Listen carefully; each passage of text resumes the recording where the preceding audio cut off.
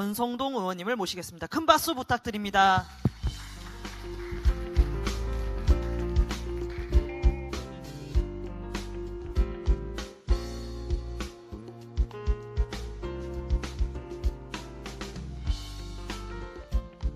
권성동입니다.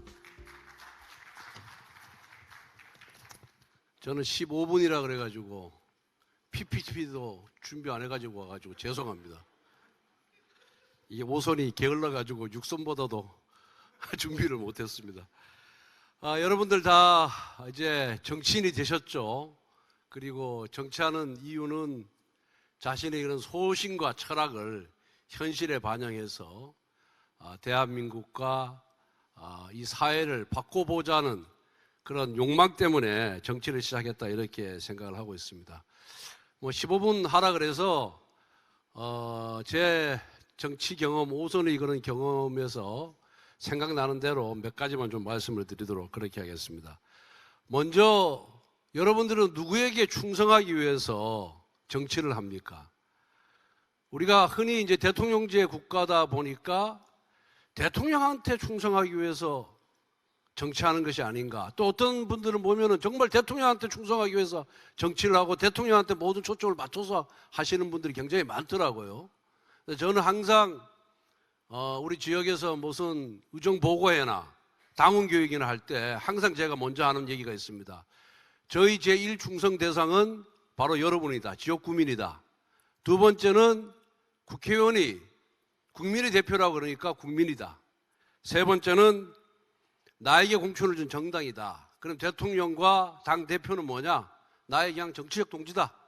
함께 뜻을 관철하기 위한 동지다라는 얘기를 항상 합니다. 그래서 제가 정치를 하면서 고비가 몇 번 있었는데, 첫 번째는 박근혜 정부 때입니다. 지방선거에 도지사 출마할 사람이 없다고 도지사 출마를 당 지도부로부터, 그리고 당시에는 청와대로부터도 공고를 받았습니다. 강력하게 권유를 받았는데, 제가 보궐선거에서 당선돼서 2년 7개월, 그리고 국회의원 다시 재선돼서 2년 4년밖에 안 됐는데 지역구민들이 어떤 생각을 하고 있는지 모르겠더라고요. 그래서 제가 우리 보좌진 시켜가지고 20대 10명, 30대 10명 이런 식으로 해서 한 100여 명한테 한번 물어봐라. 그랬더니 한 90% 정도가 강릉을 위해서 국회의원 생활을 좀 더 하는 게 좋겠다. 도지사는 다른 사람 시켜라. 이렇게 해서 제가 당시에는 상당히 그 도지사 출마하고 싶은 욕망이 굉장히 컸었는데 접었던 그런 기억이 있습니다. 두 번째는 최순실 국정농단 사건 나서 또 당이 굉장히 어렵고 시끄러웠지 않습니까? 친박 비박 갈리고 그 다음에 뭐 탄핵, 그 다음에 분당 해가지고 제가 당을 잠시 나갔다가 돌아왔는데, 당을 나갔다가 돌아온 건 지금도 후회를 하고 있습니다만은 그때도 한번 물어봤습니다. 지역 구민들에게 물어봤더니 대다수가 탄핵에 찬성하고 이 당에서는 희망이 없으니까 나가라. 그래서 그렇게 결정을 했습니다. 그래서 정치적 고비를 겪을 때마다 이 신조를 갖고 제가 판단 기준으로 삼고, 그리고 이걸 갖고 행동을 했더니 나중에 제가 4선 때 무소속으로 공천을 못 받아서 무소속 출마를 했는데도 불구하고 지역 구민들이 저한테 신임을 주더라고요. 그래서 결국은 지역 구민들의 의사가 굉장히 중요하다. 그런 말씀을 먼저 드리겠습니다. 두 번째, 이제 이와 관련해서 또 두 번째 말씀드리고 싶은 거는, 흔히 이게 국회의원이 되면은 아주 초선 때부터 굉장히 의욕이 넘치는 분들이 굉장히 많아요.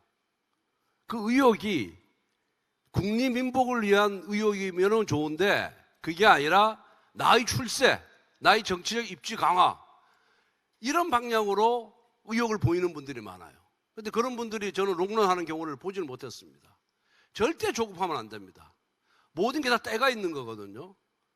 물론 뭐 윤석열 대통령처럼 혜성같이 등장해가지고 우리 당에 와서 대통령이 된 경우도 있지만 그건 아주 특별한 경우고, 통상의 경우에는 그런 팔자를 타고 태어난 사람은 저는 거의 없다 이렇게 보고 있습니다.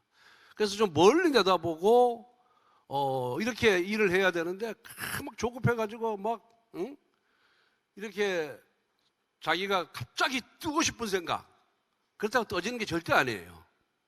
모든 게 다 계기가 있어야 되거든요. 그래서 좀 조급해하지 말고 멀리 보고 해야지. 당장 눈앞에 정치적 이익을 보고 행동을 할 경우에는 다 실패로 돌아간다. 특히 아주 어린 나이에 정치적 야심이 큰 그런 친구들의 경우를 보면은 중도에 다 꺾이는 경우를 제가 많이 봤습니다. 그래서 좀 더 멀리 내다보고 그렇게 하고, 그리고 저는 약간 운명론자인데 운명이 다 정해져 있어요. 누구나 다 정해져 있습니다.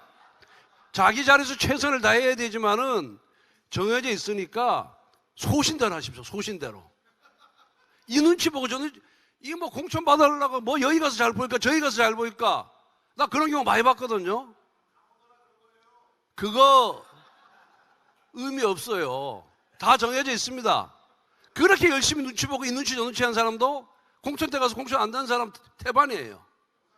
그러니까 평소에 자기 소신대로 내가 4년을 하든 8년을 하든 정말 내가 나라를 위해서, 국민을 위해서, 지역 국민을 위해서 내 소신과 철학대로 일을 하겠다는 그런 기본 마음을 갖고 좀 해주시기 바랍니다. 그 다음에 이제 제가 아무래도 5선이니까 어떻게 지역구 관리를 했는지 하는데 궁금하실 텐데, 우선 당선돼서 얼굴 안 보이면은 지역 구민들 안 좋아합니다. 그러니까 금기원래를 금요일 날 돌아가서 월요일 날 돌아오는 이것을 생활화해야 됩니다. 저는 5선이지만 지금도 그렇게 하고 있습니다. 사실은 지금은 별 갈 필요도 없는데 그래도 저희 초심이 흐트러질까 봐 금요일 되면은 반드시 내려갑니다. 그리고 가서 많은 사람 만나십시오. 특히 새벽에 농산물 시장 같은데, 그 다음에 재래시장 이런 데 한 바퀴 쭉 돌고 오면은 많은 사람들이 지나가면서 다 보거든요. 권성도에 왔다 갔네. 자주 오는구만. 그러면 사람들이 그래요. 아까 텔레비에서 보이더니 언제 내려왔냐고 말이야.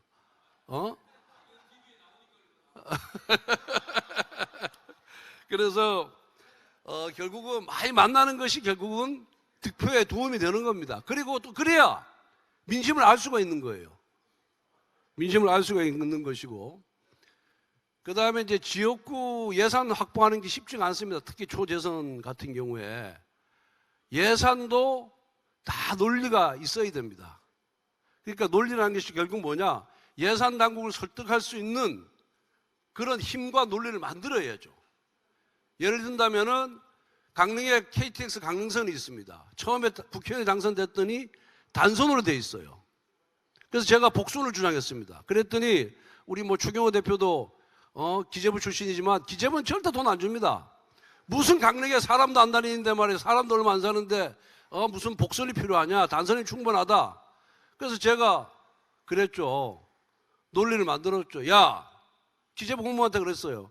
KTX 강릉선이 생기면은 그게 강릉 주민들을 위한 KTX냐, 수도권 2천만 주민을 위한 KTX다.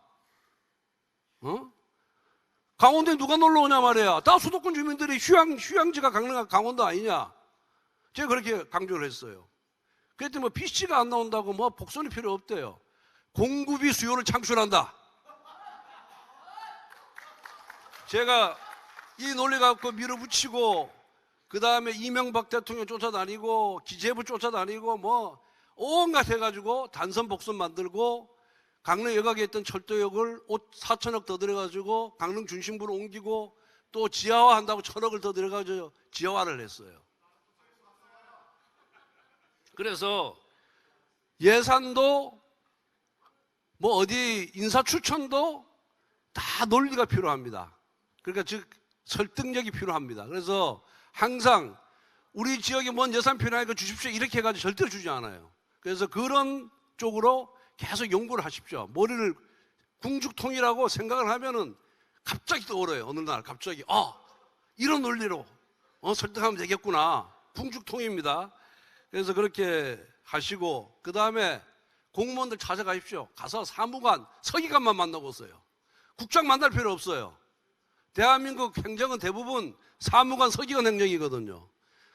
실제 실무자인 사무관, 서기관 만나서 머리 조아리고 간곡하게 부탁하십시오.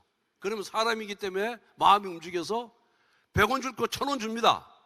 그러니까 그거 국회의원이라서 폼 잡고 이렇게 한다고 절대 예산 안 나오니까 세종시를 자주 가십시오. 그게 예산 따는 데 굉장히 도움이 된다 이렇게 생각을 합니다. 그리고 아까 우리 주호영 선배도 말씀하셨지만 민원 받으면요 무조건 3일 이내에 해결하십시오. 되든 안 되든 간에. 얘기를 했는데 예 알겠습니다 알아보겠습니다 하고 일주일이 지나든 한 달이 지나든 안 알아봐요. 그러면은 다 신뢰를 잃어버려요. 가급적이면 즉석에서 확인 가능한 걸 확인해서 알려주고 아니면은 나중에 반드시 피드백을 하십시오.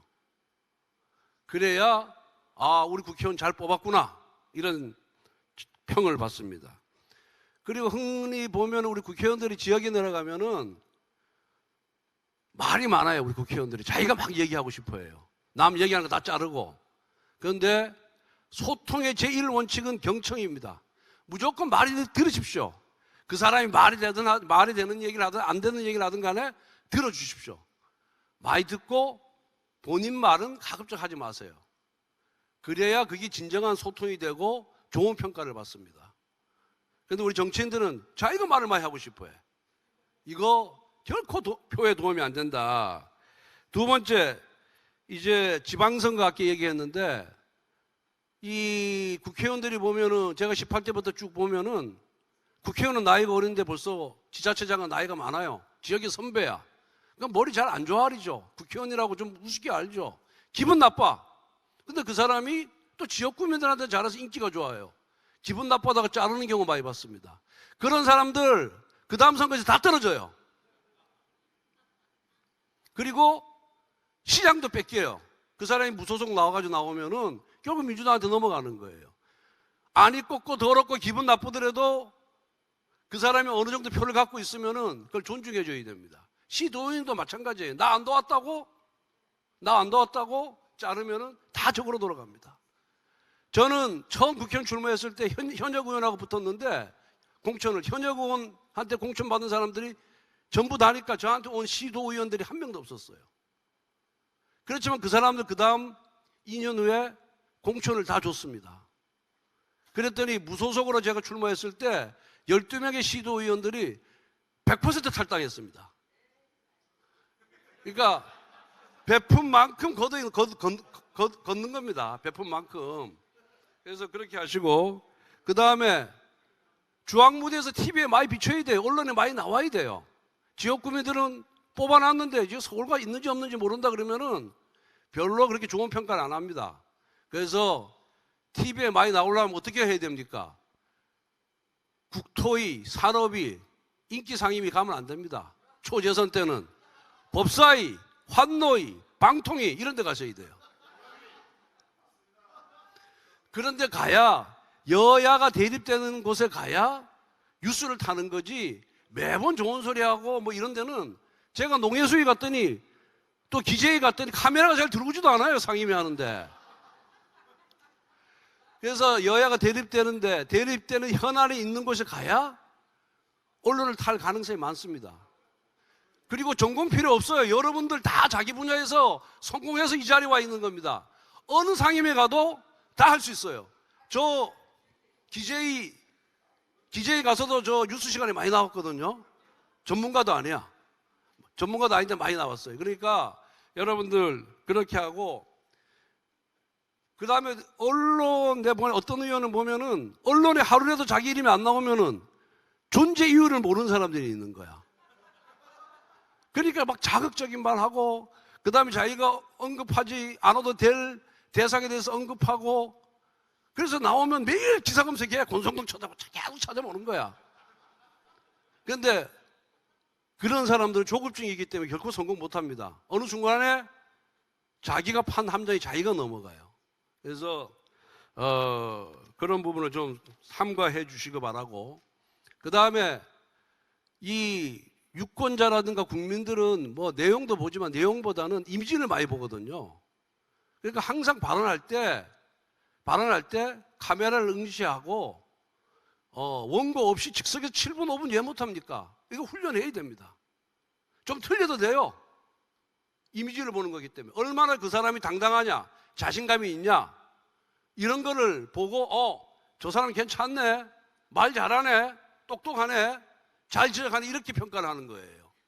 그래서 고개 쳐박고 원고 보고 하는 거, 이제 처음에는 어쩔 수 없이 그렇게 하지만은 훈련을 해야 됩니다. 노력해야 됩니다. 내가 오늘 질의 7분 한다 그런다면은 사무실에서 오기 전에, 상임위 오기 전에 딱 여러 번 읽어보고 딱 놓고 원고 안 보고 발언하는 그 훈련을 하면은, 한두 번 하면은 다 잘해요. 처음에 제가 법사위 간사할 때 김진태 지금 지사가 초선으로 왔는데 즉석에서 의사진행 발언하라고 그러면 안 해요. 왜? 검사 출신이니까 자존심 강하지, 내 실수했다가 망신 떨면 어떻지, 이런 생각을 해가지고 제가 말로 많이 조인트를 까가지고 몇 번 하다 보니 너무 잘하더라고. 그래서 이렇게 훈련하면 다 되니까 그렇게 해주시기 바라고. 이제 한 2분 남았는데 우리가 이제 집권 여당입니다. 정말 당정 관계가 저는 중요하다고 생각을 합니다. 당정이 일치가 되지 않고 분열이 되고 대통령 따라가고 당 따라갔을 경우에 정권 재창출에 성공한 죄가 단 한 번도 없습니다.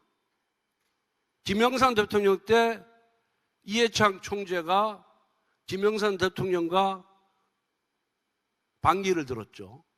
김영삼 대통령이 화형식까지 했어요. 당에서 일부 당원들이 탈당까지 하고 결국은 이인재 내보내가지고 결국은 실패했습니다.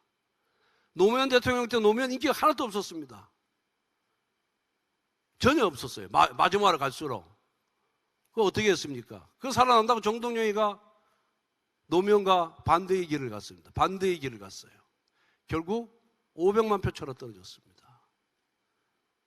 MB하고 박근혜 때는 사이는 별로 안 좋지만은 그래도 박근혜 MB 대통령이 박근혜 대표를 대통령 만들겠다고 이재호 대표가 대통령 출마하는 걸 막아버렸습니다. 그래서 어렵게 겨우겨우 됐습니다. 우리 정당의 존재 목적은 정권 창출입니다. 그러게 하기 위해서는 정말 우리 당정 관계에 대해서 우리 모두가 깊이 생각을 해야 됩니다.